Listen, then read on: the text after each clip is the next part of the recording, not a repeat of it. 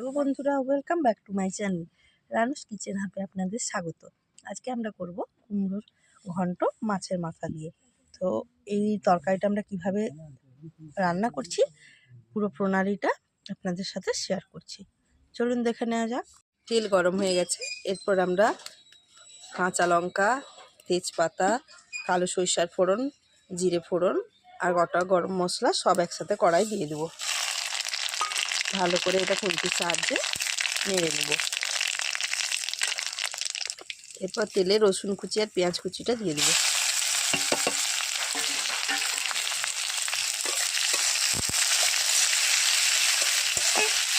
ভালো করে লাল লাল করে ভেজে নেব। পেঁয়াজ আর রসুনটা ভালো মতো ভাজা হয়ে গেছে, এরপর আমরা এতে দিয়ে দেবো 1 চামচ পরিমাণ আদা বাটা। এটাকেও ভালো করে মশলার সঙ্গে ভেজে নেব। আদাটাও ভাজা হয়ে গেছে, তেল ছেড়ে দিয়েছে দেখতেই পাচ্ছ বন্ধুরা।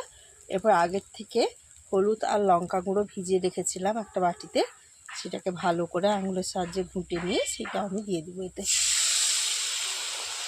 এটাকেও কিছুক্ষণ সব মশলার সঙ্গে আমি কষিয়ে নেব। আর এই অবস্থায় আমি দিয়ে দেবো এতে একটা ছোট সাইজের টমেটো কুচি। সব মশলা ভালোভাবে ভাজা হয়ে গেছে দেখতেই পাচ্ছেন, আবার তেল ছেড়ে দিয়েছে, টমেটোও গলে গেছে। এবার আমরা এই অবস্থায় দিয়ে দেবো আগের থেকে ভেজে রাখা মাছের মাথাটা দিয়ে আমরা ভালো করে খুন্তি দিয়ে মাছের মাথাটা ভেঙে নেব। এইভাবে যে মশলার সঙ্গে ভালো করে আর একটু নেড়ে কষিয়ে নেব।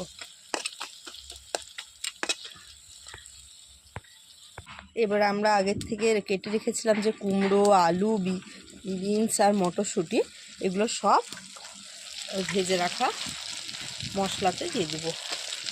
কড়াইতে ভালো করে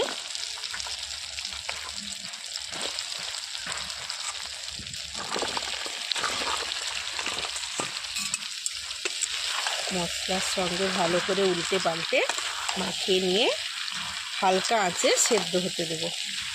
এই মশলাতে আমাদের এই তেলেই আমাদের সেদ্ধ হয়ে যাবে কুমড়ো আলু। এক্সট্রা কোনো জলের ব্যবহার আমরা এখানে করব না।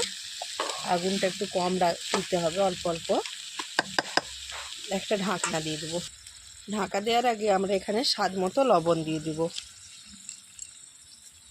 তো বন্ধুরা, ফাইনালি আমাদের মাছের মাথা দিয়ে কুমড়ো ঘন্ট রেডি। তো এইভাবে চটপট আপনারাও বাড়িতে বানিয়ে ফেলুন এই তরকারি। আর রান্নাটি যদি ভালো লেগে থাকে তাহলে চ্যানেলটিকে অবশ্যই লাইক, কমেন্ট, সাবস্ক্রাইব করতে ভুলবেন না। আজকের মতো টাটা।